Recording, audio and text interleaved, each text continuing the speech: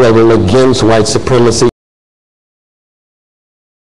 in the 19th, real for everybody. Johnson was acknowledging the social movement forced me into this, and I'm going to do it. Now, it took courage for him to do it. But he knows without that social movement, the Miles Horton, the Abraham Joshua Heschels, the Kings, and Diane Masters, and others, and the anonymous ones, there wouldn't even have been a possibility for that, which means American democracy would have had to make a choice. Are you going to actually just be a Herrenfolk democracy, which means you're going to be crypto-fascist when it comes to folk in apartheid-like South Africa, for the world in the 20th century? Or are you going to take democracy seriously? That's all Mark was asking, right? But that's a tough question for America. It's a very tough question for America. And there's a sense in which we're going to get some version of that in a much more different form in the next few weeks. Well, how do you think this is going to play out? Is it all going to be reduced to this sort of pathetic level of political bickering?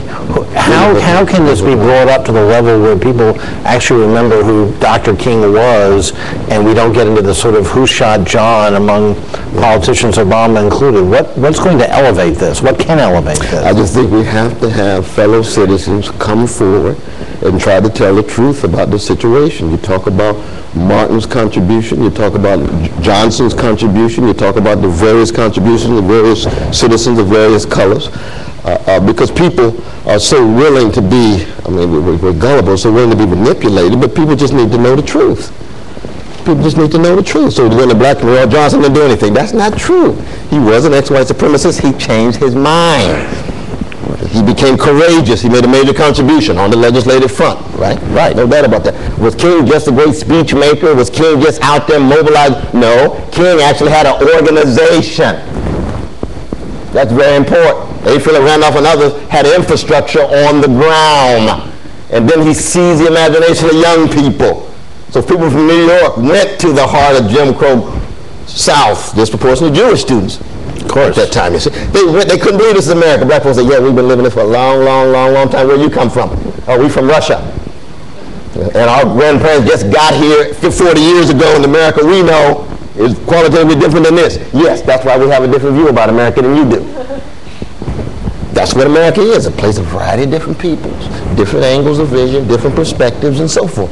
But the angle of vision that not all black folk, but large numbers of black folk had then and have now, still has tremendous difficulty gaining the kind of status in terms of what it is, what it consists of, in the minds of a mainstream. And Obama actually presents, he becomes a kind of lightning rod, because the old civil rights leaders, you know, they are very suspicious because he hasn't gone through the struggle and had the scars that we. Right. Thank God. That's why you went through it. That's why you went through it. I don't want my son and daughter to have the same scars and bruises at all. But then when they come up with a different analysis than I do, what am I going to do? Trash them? No. I just tell them, I think you're right here.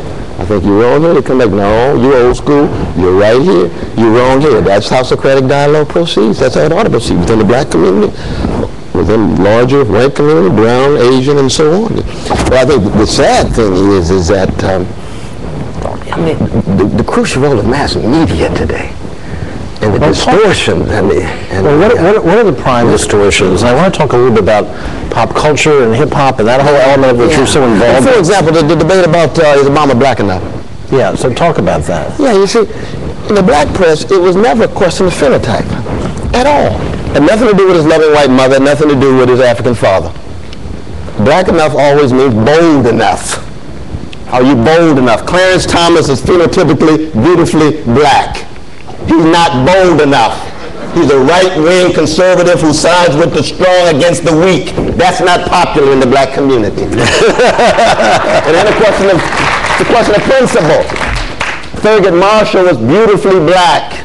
He was bold enough because he didn't side with the strong, he sided with the weak. Black people like that, not because we have a monopoly on truth, but because we come out of a history in which we look for those heroic persons who in high places side with the weak against the strong, whatever color they are.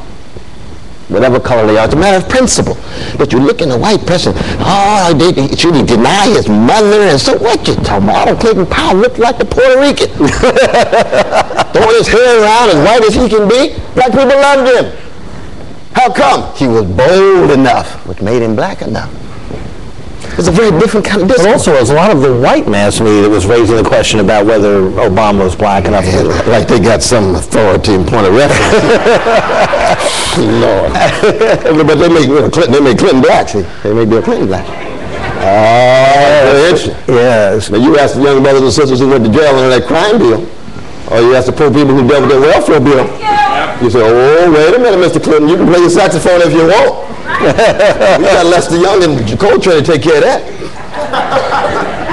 But there are certain aspects of your administration that require some serious critique and indictment. He did some wonderful things for the black middle class. He did some wonderful things for especially stable working people with the earned tax credit and so forth and so on. And he was much better than the right-wing version of the Ice Age. That triangulating. You see, it was a form of kind of a moral cowardice that's cast as being politically savvy. Mm-hmm. You see what I mean? Oh, but we could win, Brother West. We could win. Win what? Mm-hmm. At whose expense? You see? Or the bank bill that allowed for the consolidation of banks, right, so that financial capital power expanded. You go in these poor communities, they only have banks.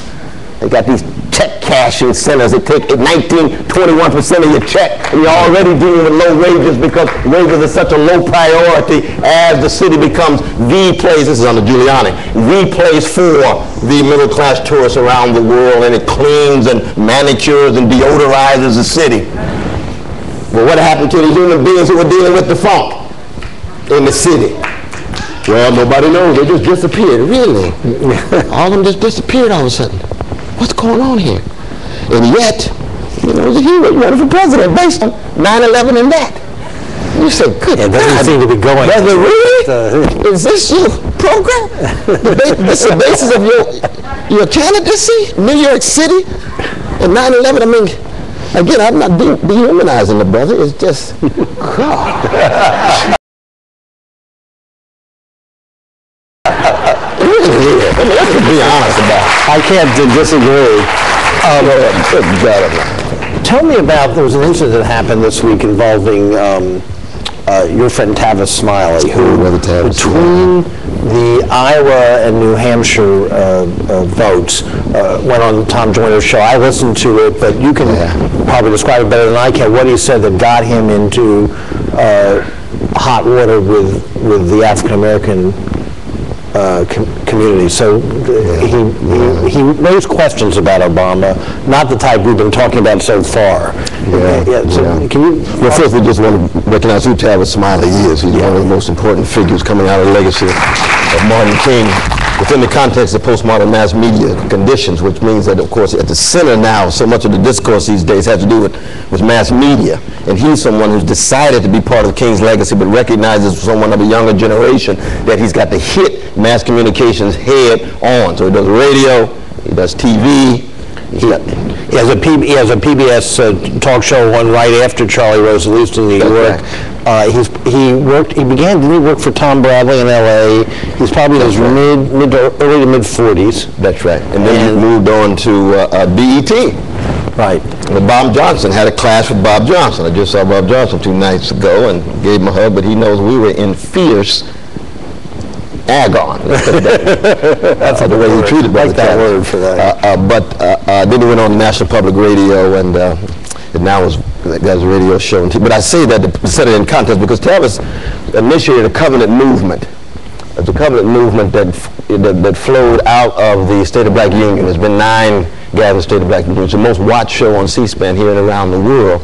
But what you get is a gathering of black figures and leaders and so on. And he then edited a book called The Covenant with Black America that went to #1 on the New York Times. So 500,000 copies in 6 months. Never reviewed by the Times. Never on Good Morning America, never on the Today Show, never on Oprah. Because Oprah can just whisper at a book and it sells 1 million almost. But she wouldn't touch this book. But we went to 22 different cities promoting this book in different churches and community centers and so forth. Popped up on the New York Times #1. The next year did Covenant in Action. Popped up